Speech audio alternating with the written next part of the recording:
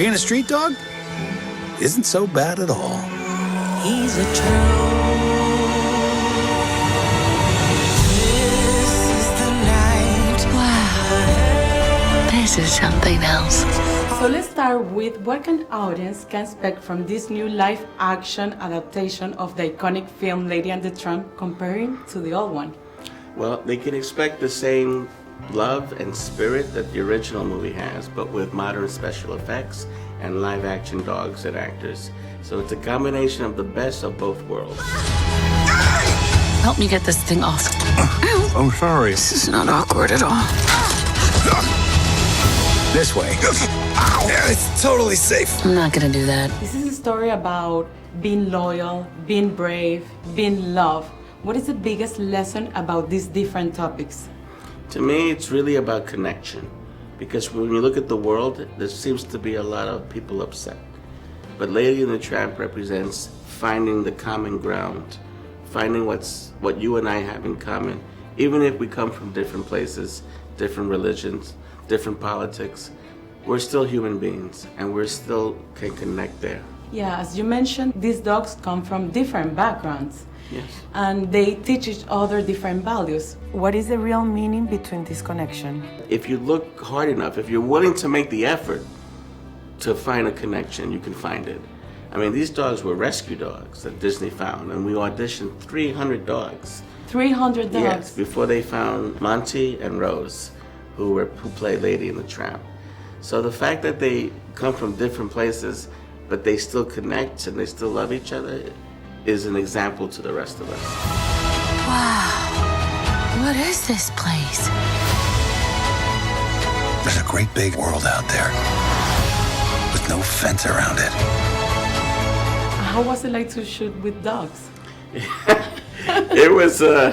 It's an experience. It's very physical because I had to run in Savannah, Georgia in the summer. I was running uphill. I had a full uniform, and it was a lot. But also it was a lesson in having patience, because the dogs, they have their trainers and they look at the trainers, and the trainers tell them, go here, look left, look right, go up, go down. And you have to be patient because sometimes the dogs get tired and they just want to lay down, so they just lay down. And do you have like a favorite dog? Did you get attached with a dog? Ooh, that's, I mean, if I was one of them, I would be Tramp. Tramp? Yeah, I would be Tramp because, he's just like, whatever, just, and he eats scraps and he just does what he wants to do, and he's a free spirit. And Lady is more regal and refined and classic. He's a tramp. We You know what? Fine. And we know he'll always stay. Just remember, I got this the old-fashioned way. I stole it. Hey! Come back here! And tell us about your role, the dog catcher. How do you describe it? Well, Elliot is the dog catcher who just tries to maintain the discipline in the city. Because you don't want dogs every place. So you don't want dogs going to Versailles, the restaurant, and eating your steak. You want everything in its order. So that's what he tries to do, is keep the order. Let's talk about the famous scene, the spaghetti scene. Do you think this one can be more charming than the last one? I think the spirit is the same. So you're gonna love the scene. And, but the way it's filmed, and with F. Mary Abraham being so amazing as the waiter, it's just gorgeous. It's just beautiful. So you're gonna really enjoy it. The cinematography, the look of the scene, it's gorgeous.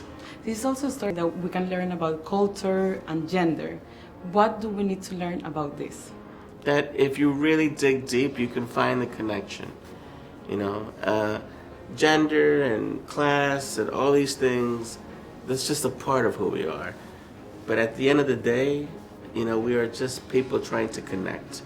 But you have to make that effort.